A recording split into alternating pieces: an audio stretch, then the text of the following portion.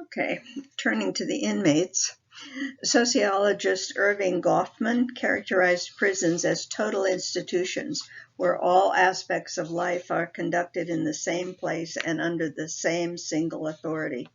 Everyone is supposed to be treated the same, and activities are tightly scheduled. The institution provides all of the basic needs within an environment closed off from the outside world. When the inmate arrives at the prison, or usually the reception center, they're stripped of their personal clothing and possessions and given institutional clothes and a set of rules that will govern how they interact both with staff and other inmates. Contact with the outside world is very limited, and many normal social activities are curtailed. Phone calls and visits with family members are minimal. The inmates are classified to determine what level of security they require for minimum, low, medium, maximum, and supermax restraint. In in 2005, slightly more than a third of all state and federal inmates are housed in maximum security prisons, 2/5 in medium security, and 1/5 in minimum security facilities. In some correctional facilities, inmates are classified according to age, severity of offense, prior incarceration record, and work experience. Prison administrators separate more aggressive or violent inmates from those considered to be more vulnerable. Inmates are separated on the basis of street gang membership. In prison, there are rules and policies. Inmates who violate or disregard the rules can be placed on administrative segregation, lose privileges, or have good time taken away.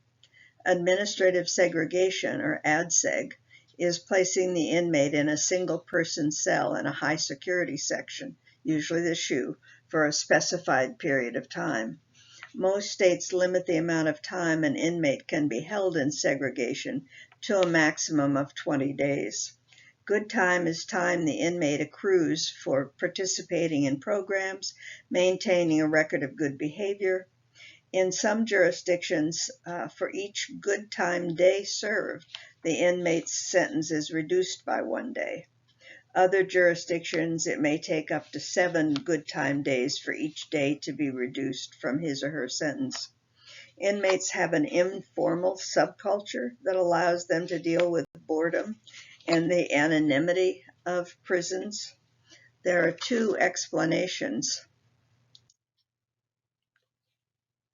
for the formation of prison subcultures: the deprivation model and the importation model.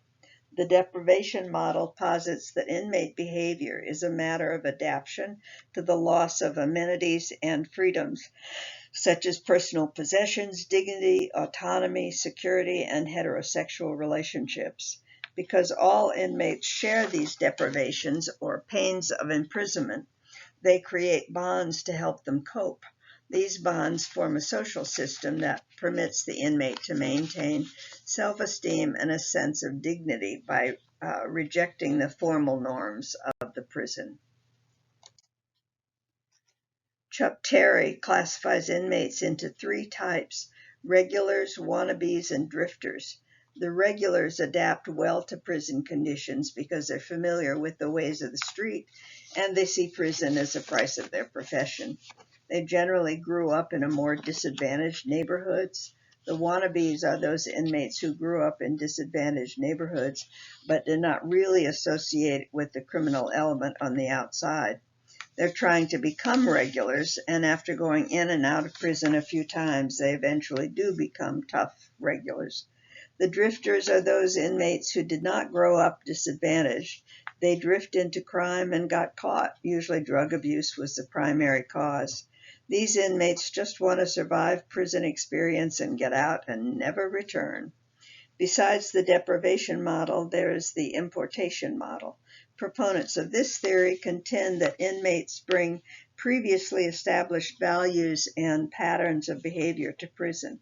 They adapt these beliefs and identities and group allegiances from the existing street subcultures to the prison context. In addition to a well-developed set of attitudes and values, many inmates enter prison armed with deep-seated hostility to authority, which causes them to see prison staff and administrators as the enemy. Gershom Stiles and Sheldon Messenger wrote about the Inmate Code, which is a system of informal norms regulating inmate behavior. Major tenets of the codes are: don't exploit inmates, don't break your word, don't steal from other inmates, and pay your debts.